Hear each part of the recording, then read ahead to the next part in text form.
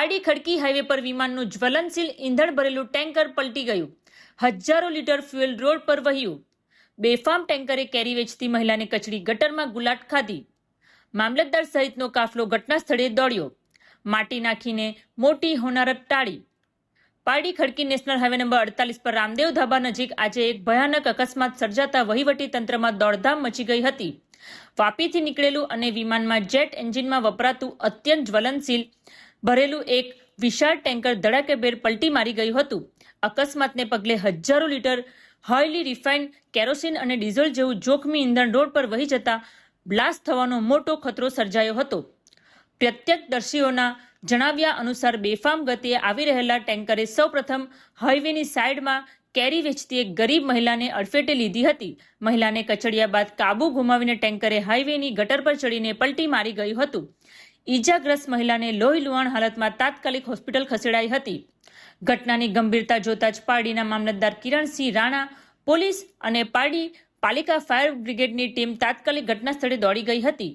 આ પદાર્થ અતિશય જ્વલનશીલ હોવાની સાથે આગ ન લાગે તે માટે સાવચેતીના ભાગરૂપે તાત્કાલિક સ્થળ પર ક્રેન મંગાવી ટેન્કરને સીધું કરવામાં આવ્યું હતું. આ સાથે જ હાઈવે પર ઢોળાયેલા કેમિકલ પર તાબડતોબ માટી નાખવાની કામગીરી હાથ ધરી રોડને સુરક્ષિત કરાયો હતો. તંત્રની ત્વરિત કામગીરીને કારણે હાઈવે પર એક મોટી હોનારત ટળી ગઈ હતી. હાલ પોલીસે અકસ્માતનો ગુનો નોંધવાની તજવીજ હાથ ધરી છે. બીજી તરફ આ ટેન્કરનો ડ્રાઈવર નશામાં વાહન હંકારતો હોવાનું પણ જાણવા મળ્યું છે.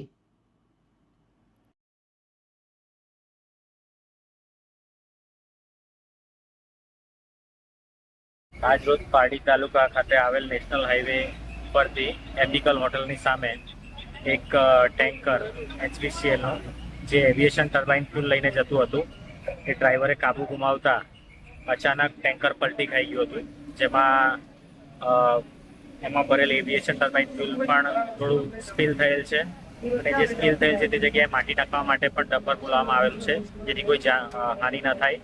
વધુમાં જ્યારે ટેન્કર પલટી ખાધું ત્યારે એક બેન જે સાઈડમાં ફ્રૂટ વેચતા હતા એમને ઈજાઓ આવેલ છે, જે પારડી હોસ્પિટલ ખાતે સારવાર માટે ગયેલા છે અને હાલ એ સ્ટેબલ છે.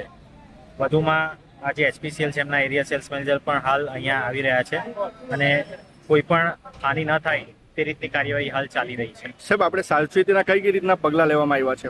ખાસ કરીને સૌથી પહેલા તો ટેન્કરને ક્રેન મારફતે ઊભું કરવામાં આવેલ છે, જેથી જે સ્પીલ થતું હતું ફ્યુલ એ રોકી શકાય અને આ નજીકમાં જ્યાં આગળ માટી અવેલેબલ ત્યાંથી માટી મંગાવી હાલ નાખવામાં આવી રહી છે, કારણ કે પદાર્થ ખૂબ જ જ્વલનશીલ છે અને કોઈ આગ ન પકડે તેના માટેના પગલાં લેવામાં આવી રહ્યા છે.